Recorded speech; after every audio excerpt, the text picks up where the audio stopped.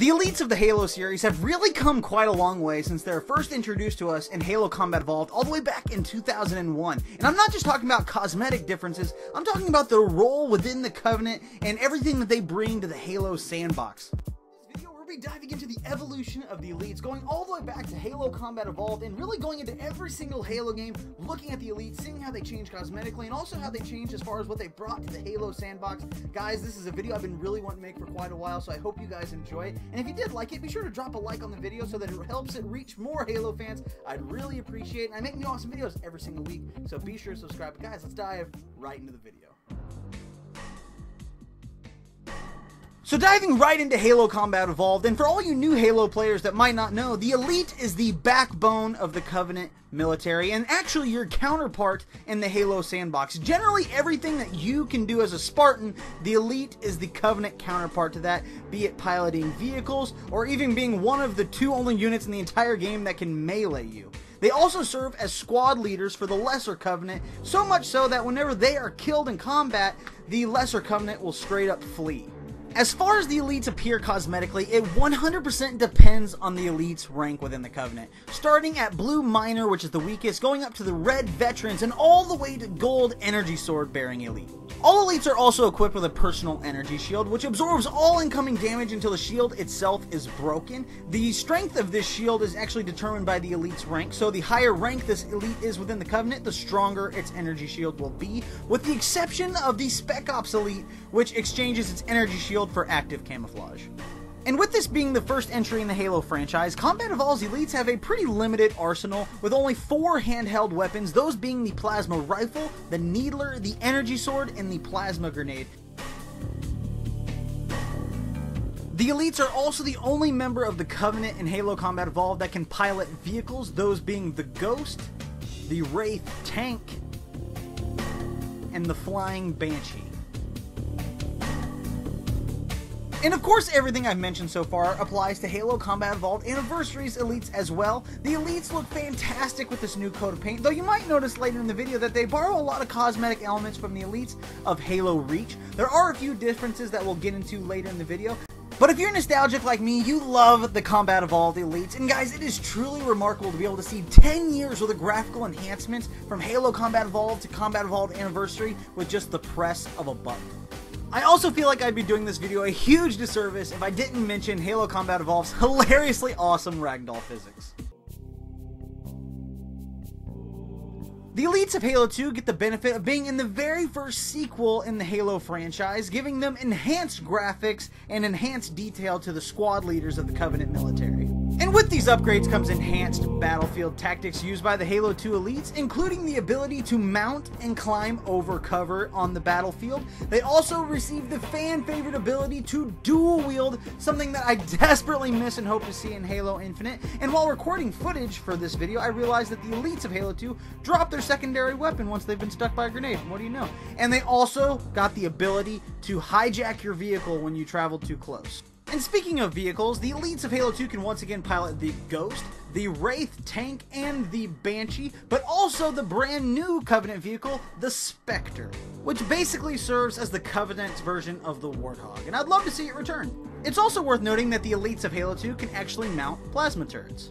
And on top of that, they also got a kick-ass new way to enter the battlefield via drop pods. With Halo 2, we also got a whole slew of new elite variants, including the badass fan-favorite Elite Honor Guard, which looks fantastic and often attack you en masse with energy swords. And on specific missions, we also get to see the Elite Heretic, which looks completely different than anything else we've ever seen in a Halo game. We even got a Space Elite variant, which allows them to travel in outer space sections of the campaign, while also bringing back classics like the Active Camouflage Elite from CE. The elites of Halo 2 also received some fan-favorite new weapons, including the Covenant Carbine and the Fuel Rod Cannon. These weapons greatly expanded the elite's arsenal, combined with the elite's new abilities given to them in Halo 2, including the ability to dual-wield and hijack enemy vehicles, made the elites feel new and fresh, while also making the elites far more competent on the battlefield and far more enjoyable to fight. And just like Halo Combat Evolved Anniversary, Halo 2 Anniversary gave us a huge graphical overhaul for the elites, and in my opinion, this is the best the elites have ever looked in any Halo game. These graphics combined with the great gameplay of Halo 2 gives you some of the best Elite gameplay in the entire series.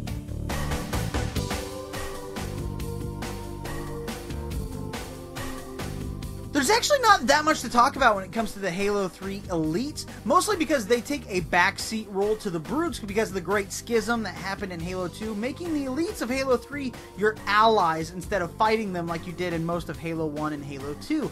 Though they look fantastic, and I always wish we could fight them. I was hoping that was actually going to be a feature of Halo 3 ODST because it actually takes place during Halo 2, but that wasn't the case.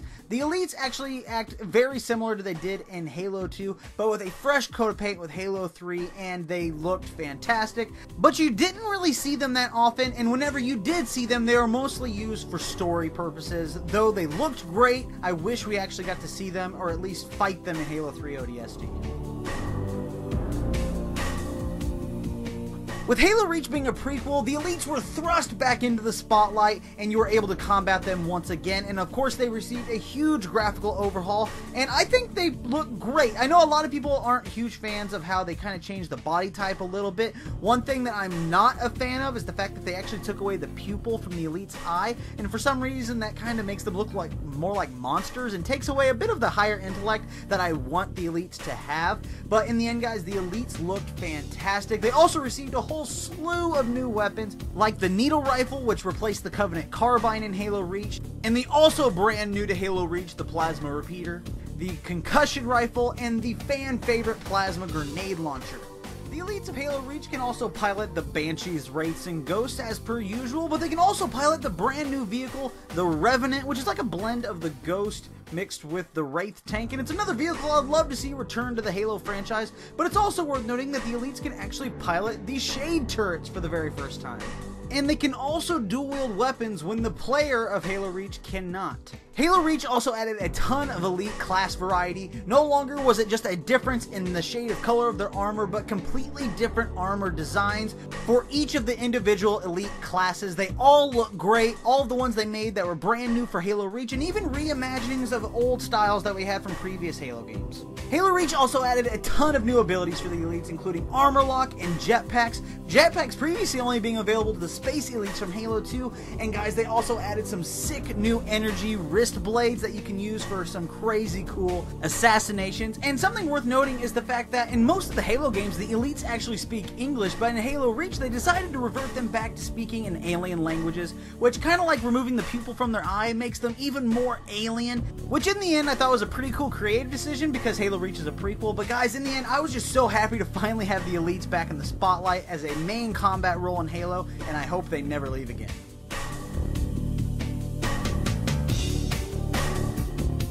Much like Halo Reach, the Elites of Halo 4 got a huge cosmetic overhaul, but in my opinion, not so much for the better. The Elites of Halo 4 have a completely different armor design and for some reason have gone sleeveless because I guess they thought that looked cool. I'm not a huge fan of this cosmetic difference, and I'm really hoping that the Elites of Halo Infinite go back to a more traditional classic look.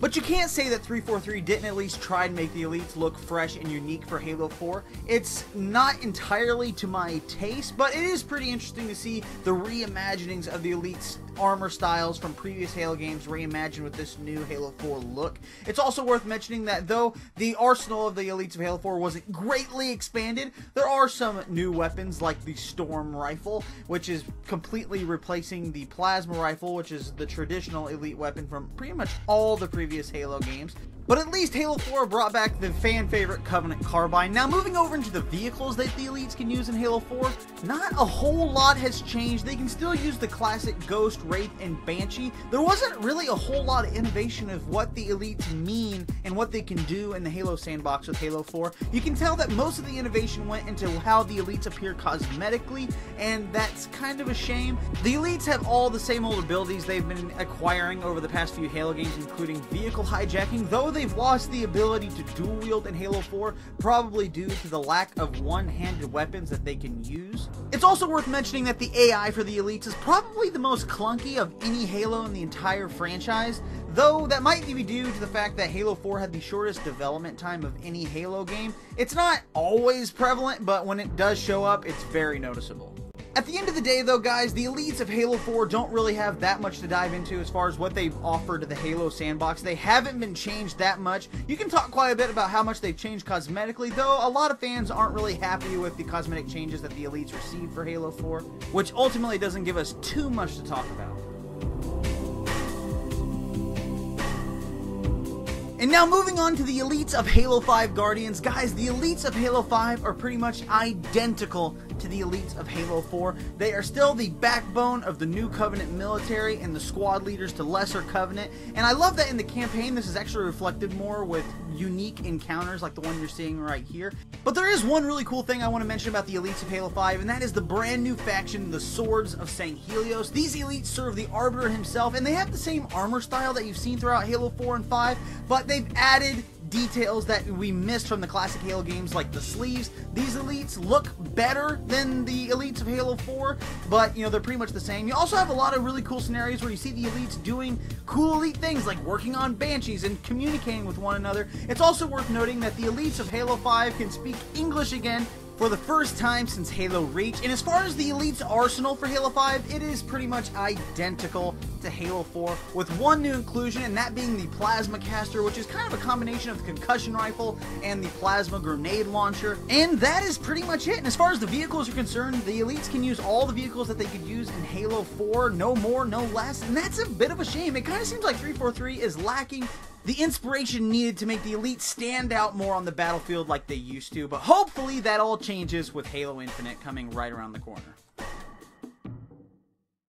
Guys, that is the evolution of the elites. It's really crazy to think how far these characters in these games have come for almost 2 decades worth of graphical and gameplay improvements. Guys, I really enjoyed making this video, but it did take me quite a while, so I really hope you guys enjoyed it. And if you did enjoy it, be sure to like it so that it reaches more Halo fans, like I mentioned at the beginning of the video. And let me know if you want to see more videos like this. Maybe let me know down in the comments. Let me know if you want to see maybe the evolution of the Marines or even Master Chief himself. That'd be a lot of fun. But guys, like I said, I hope you guys enjoyed the video, and I'll catch you guys in the next one. See ya.